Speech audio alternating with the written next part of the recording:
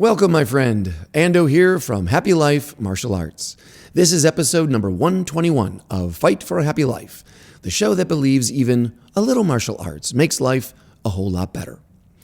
Today, heroes, mentors, role models, teachers. We all have them in the martial arts and beyond. But when does following a leader become harmful? When does admiration transform into adulation? And when does adulation transform into idolization? Can you show too much respect for a teacher? When does respect transform into hero worship? Now, yes, I still have teachers. I still seek guidance. That's what teachers are for. Teachers can inspire us to get started. Teachers can encourage us to keep going. And teachers can guide us to make sure we're heading in the directions of our goals. That's all good. But I find in the martial arts that oftentimes teachers are elevated into gods. They're glorified. They're deified. And I know this, of course, from my own personal feelings towards some teachers, particularly early on in my martial arts career. I also know this from listening and reading many interviews with martial artists, some famous, some not. And I also know it from different martial artists that I've spoken to in person. You'll hear people make comments like, "Oh, I'll never be as good as my teacher." Or they will describe their teacher in legendary terms. The stories that you hear are just incredible, unbelievable often. They'll say, "Oh, their skills. I still don't understand how they could do what they did. It was almost magical." And very simply, it puts yourself, these stories, in a place of being nothing. Oh, compared to my teacher, I'm nothing. Now, to all of that, I say stop it. Stop. Respect your teachers, of course. That's not what I'm talking about. If a teacher changed your life, then of course you're always going to have respect for them. Even a bad teacher meaning maybe they cheated you in some way. Maybe you had a difference of opinion and it broke up the relationship. Maybe politics got in the way. There are lots of stories of people falling out with their teacher. But you still respect them because if they changed your life, you still carry that lesson with you. So this isn't about respect only. Respect is its own category. There's a different topic to talk about, though, and that's just knowledge and skill. I'm asking today, can you be better than your teacher? Are you better right now than your teacher? Does that question come off as disrespectful right off the bat? I would say no. I would say no because learning is not a competition. Your teacher is on his or her own journey. They have their own stories to tell. You're on your own journey. You have your own goals that may be different from your teacher's goals. You certainly have different histories. You certainly have different training methodologies, perhaps, or the amount of time that you can put into it. So you're not on the same exact journey. So it's not fair to compare them. So I ask again, are you right now better than your teacher at something? It doesn't have to be everything. But can you find some qualities, some attribute that you have that maybe your teacher does not? Quick example just for myself, simple. When I was younger, I practiced a lot of high kicks, so I still have a lot of knowledge and some muscle memory of high kicking. And many of my teachers were in styles that didn't practice high kicks. So right off the bat, I can tell you, I am better and know more about kicking high than several of my teachers. It wasn't worth talking about at the time, and they certainly never pointed it out because that's not why I was there learning from them. It was not the appropriate topic to discuss, and it wasn't a competition. So it didn't matter, irrelevant. But what about you? The reason I'm asking is because in your training, if our goal is to be the best we can be and to have a happy life, to be fulfilled, to get the most out of your training and your life, we have to reveal any self-limiting beliefs. I cannot walk around always thinking that I'm not as good as someone else. Maybe, yes, of course, if there's someone who's a professional martial artist and they're training full time and they've been doing it for decades, and maybe you're a hobbyist and you only train for a couple of hours on a couple of things, well then sure, there will always be a long list of skills and attributes that you can say, yeah, my teacher's better than me at a lot of these things, all of these things. But that doesn't mean there's not room for you to still be great or to achieve a higher level of skill than your teacher at least one thing, something. That's, of course, up to you to figure out what that would be. But I just want you to have the possibility in your head that as you train, that you're not always lesser than. You're not always a weaker, watered-down version of your teacher. And the reason for that is because self-defense is rooted in confidence. How can you possibly defend yourself if you don't believe in what you can do? If you don't believe that you have some skill? That's not healthy. There is ego that we need, healthy ego that says, I can do this. I can beat that guy. I am good enough. Quick little story. I remember training with a guy, and at that point we were both senior students in a style. And at one point we were doing pretty well. We had a good flow going. We felt pretty competent. You could feel good momentum coming on. And he broke it. He broke the momentum by saying, out of nowhere, he's saying, man, that was good, but can you imagine how this would never work against our teacher? And I wasn't quite sure what he meant. Like, what are you talking about? He said, well, that's a really good move and, we did it well, but can you imagine trying that against our teacher? He'd kill us. And I just remember thinking, are you crazy? How ridiculous. What a crazy thing to say. So you're telling me if you went home right now and your teacher, the teacher, was beating your wife or beating your child, you wouldn't be able to overcome him? You can't even imagine a reality where you would destroy him and take him down? Now, maybe that sounds disrespectful to create that scenario in your head, but I don't care. This is important. You have to believe in your head that you could take out anybody who means you harm. You have to believe that. The opposite is damaging to you.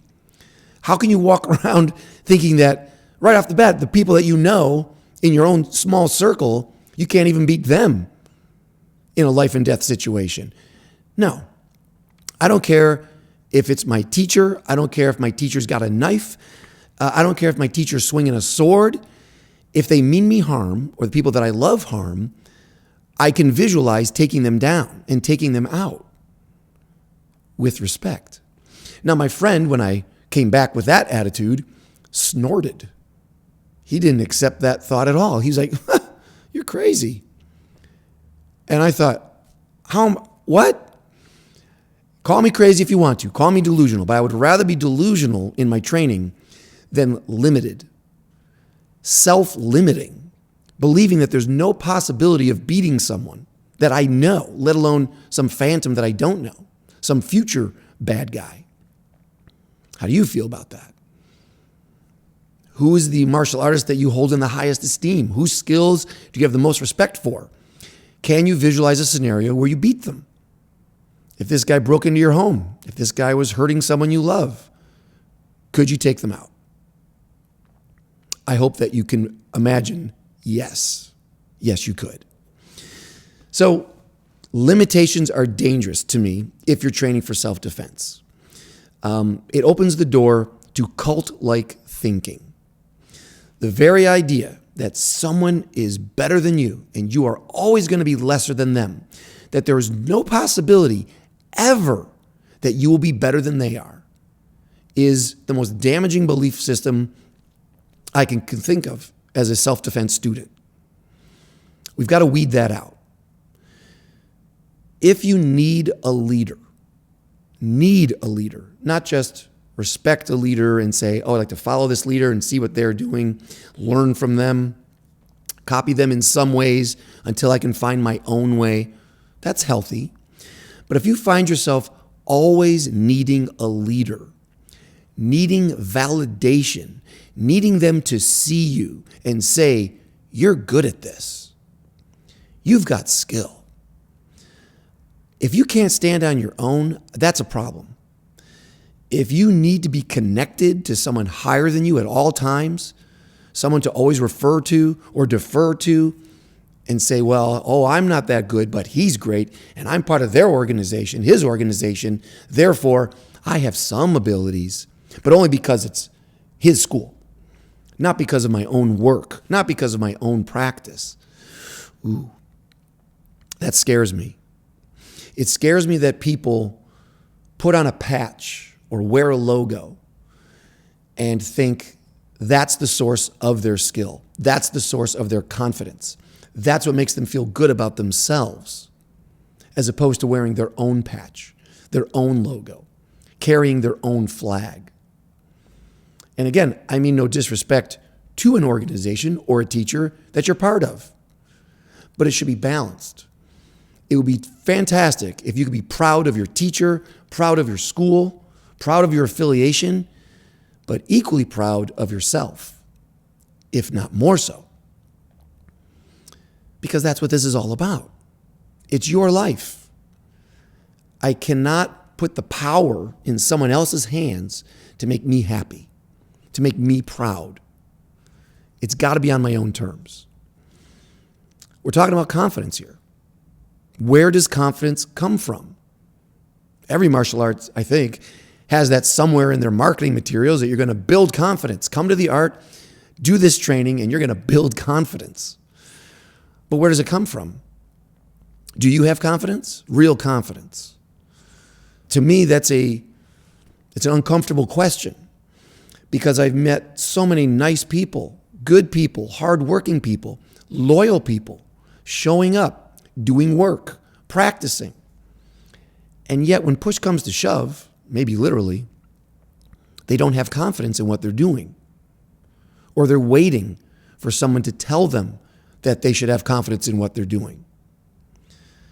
If you wait around, if you're not careful and you're waiting around to get a teacher's approval, if you are seeking validation, if you're waiting for a teacher to tell you that you're good, you may be in big trouble, because you may never get those words. You may never hear the testimony from a teacher or that senior student that you look up to that you're doing a great job. So don't set yourself up for that feeling that you're not good enough, that you didn't work hard enough. That's not fair. And furthermore, there's an ugly fact that we need to admit. Particularly in the martial arts, you may find some teachers who don't want you to think that you are better than they are. They don't want you to think or believe that you could ever be better than they are. There are many teachers in the martial arts who enjoy creating a mystique around them. They enjoy being a little mysterious. They enjoy being a little set off from the crowd. They like being held in the regard of being like a legend or almost godlike. That status is what feeds their confidence and feeds their ego. But that does nothing for you. And this creates a paradox, by the way. I've always wondered about this. I call it the humility paradox. If I say, oh, my teacher, they're amazing. I'll never be as good as my teacher. And if your teacher then says the same thing about their teacher, oh, I could never be as good as my teacher. My teacher was perfect. I am imperfect. That means that your art is getting weaker and more watered down every generation. What is the point of studying that art if you can't maintain it or improve it? Your humility is actually an insult, because what you're saying is either you're a terrible student because your teacher showed you what to do and I guess you failed. You dropped the ball. You didn't maintain the art. But that also is an insult to your teacher, because apparently, since they're the teacher, they didn't do a good enough job with you. They didn't share the right stuff. Their timing was off. Whatever. If you are worse than your teacher, that's an insult to your teacher, and it's an insult to you. You've both failed. So nobody wins when you have that level of humility. On the other hand, if you say, oh yeah, I am as good as my teacher, and your teacher says, I am as good as my teacher, then that art might be worth studying because you are passing down something that's staying strong. You are a strong student, and you have a strong teacher, and your art is also strong. Everybody wins with a little less humility and a little more confidence, self-generated confidence. Now, backing up a second, let me tell you the big story that brought all this into my head and compelled me to share. I have a story about the mystique factor and a younger student, me, who bought into that for a while, bought into the legendary stuff. Here's how it went. When I started in a particular art, I wasn't training with the top guy. I was training with a senior student of the top guy. The top guy lived out of town, which was fine. My senior student, my teacher, my direct teacher, was highly skilled, and I thought a lot of him. Now, my teacher spoke in hushed tones about his teacher, the top guy. That guy was a killer.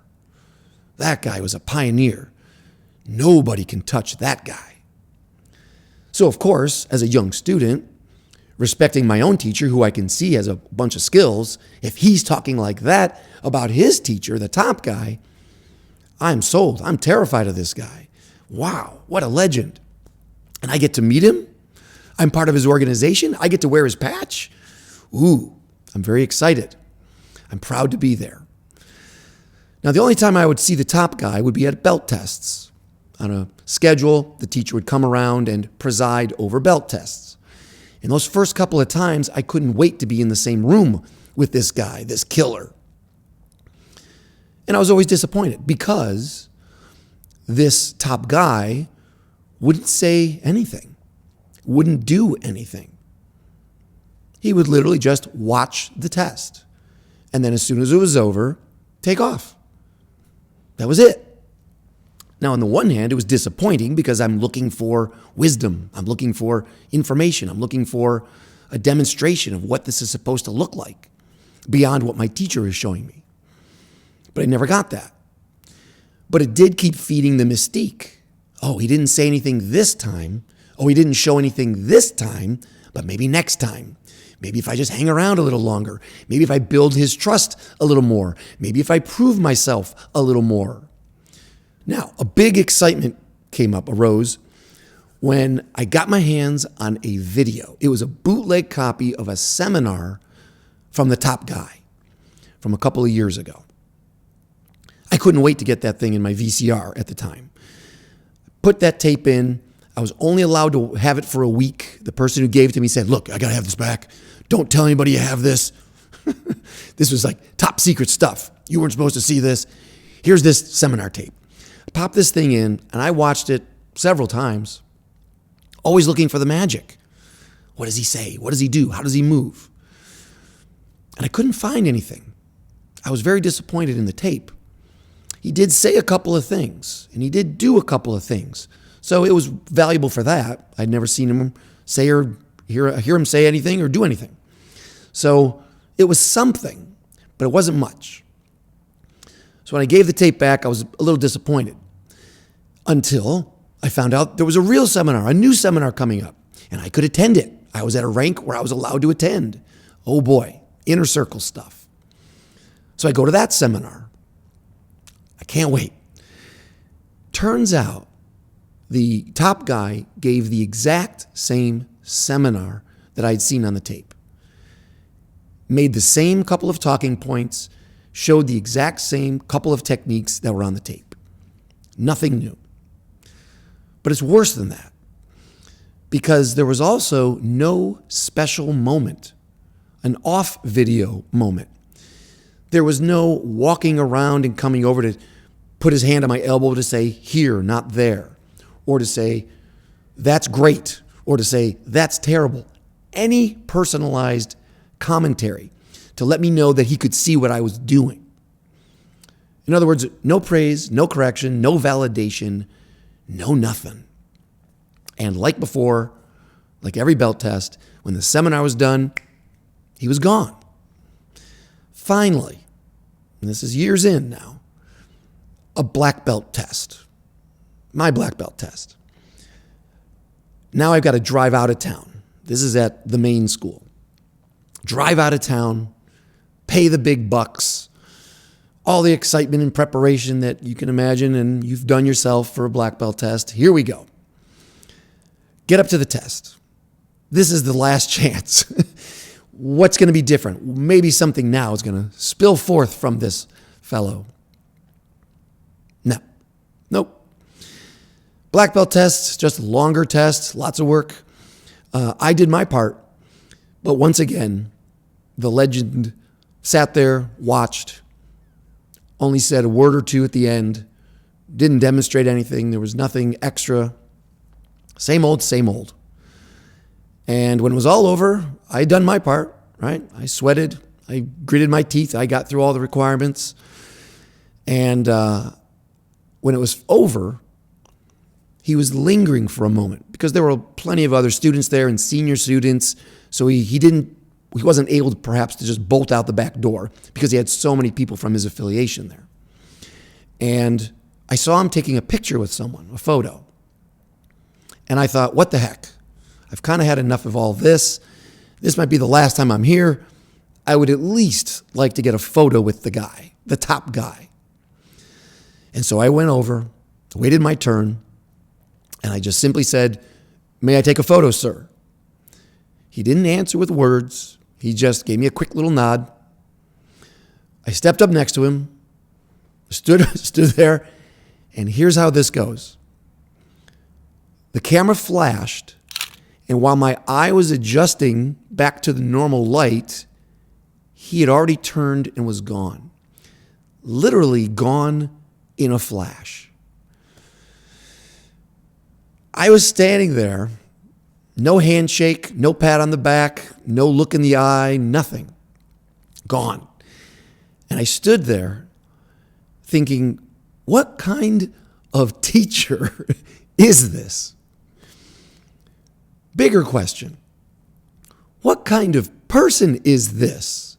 I just paid you money. I drove up here to pay you this honor to support this school. I've been loyal for years. I'm wearing your patch. Not even a handshake? But wait, there is still the biggest question coming.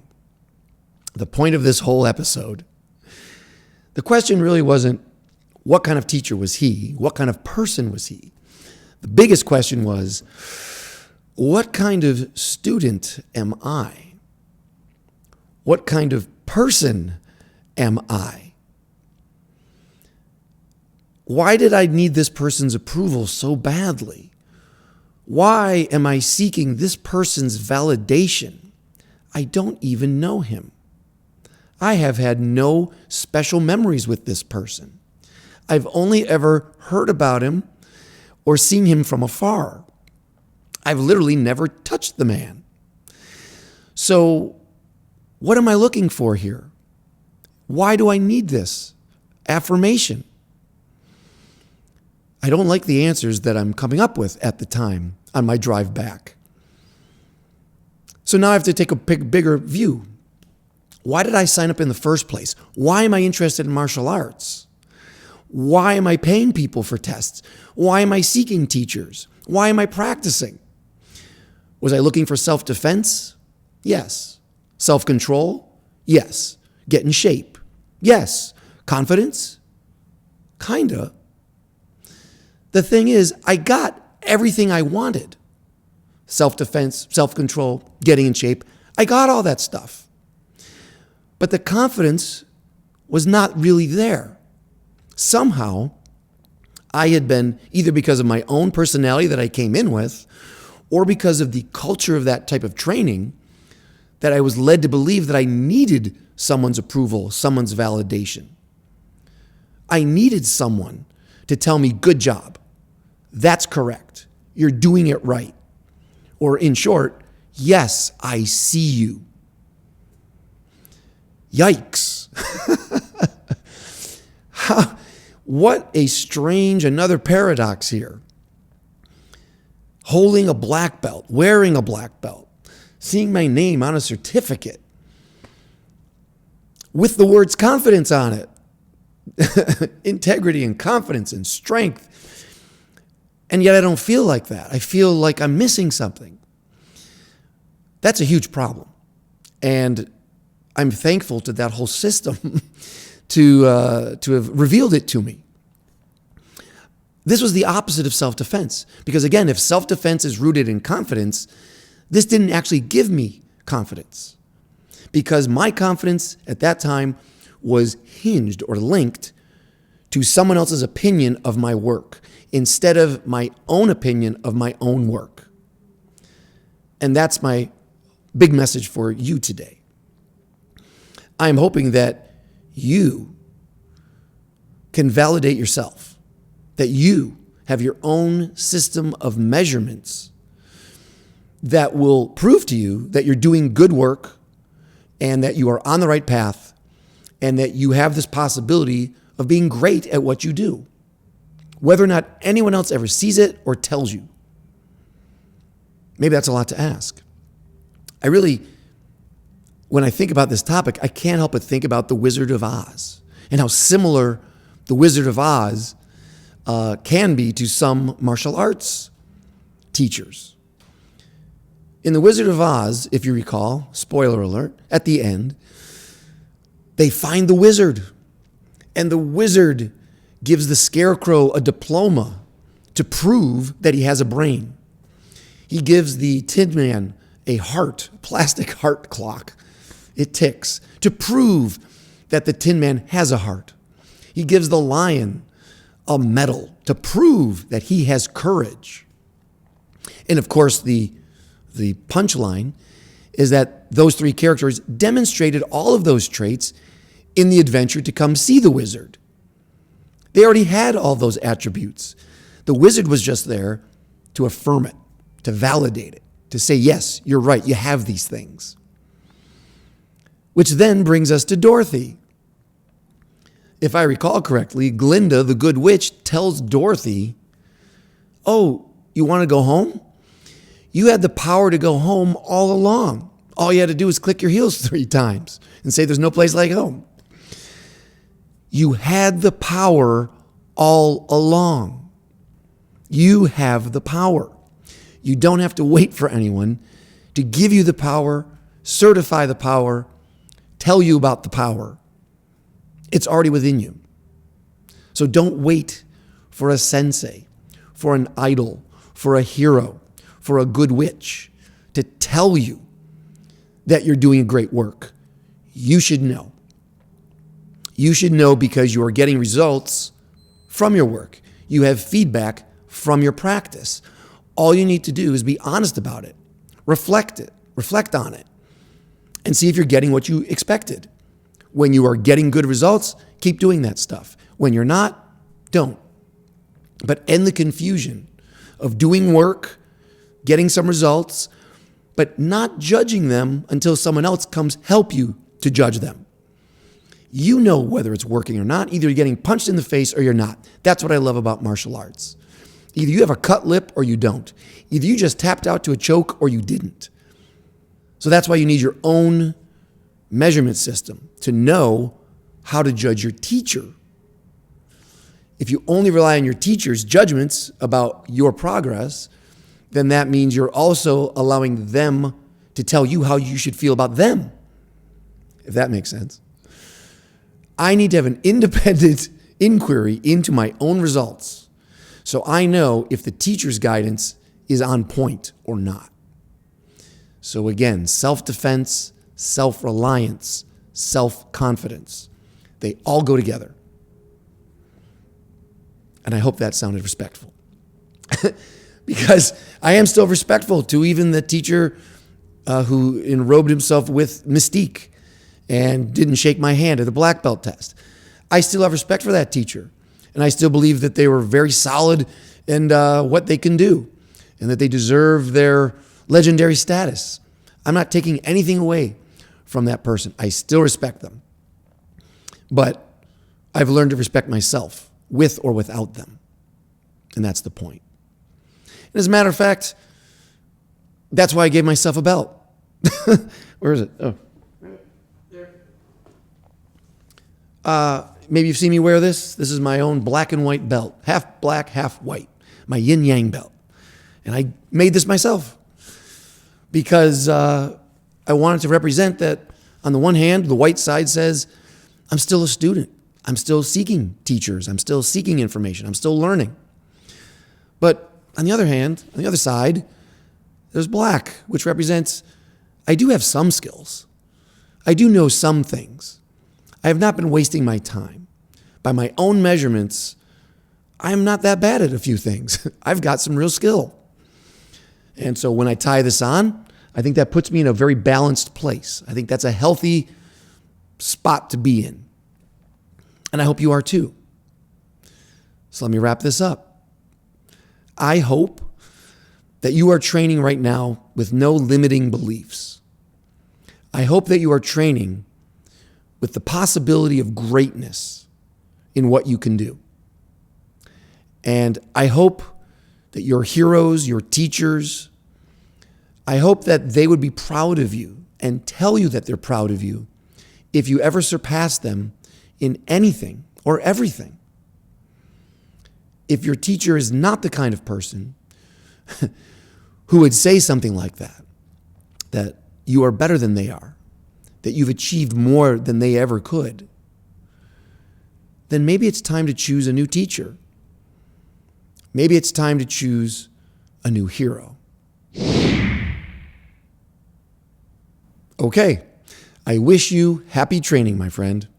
Trust in the work that you're doing, be honest about the results that you're getting, and build confidence in what you're learning and who you're becoming.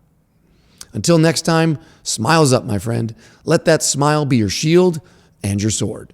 Keep fighting for a happy life.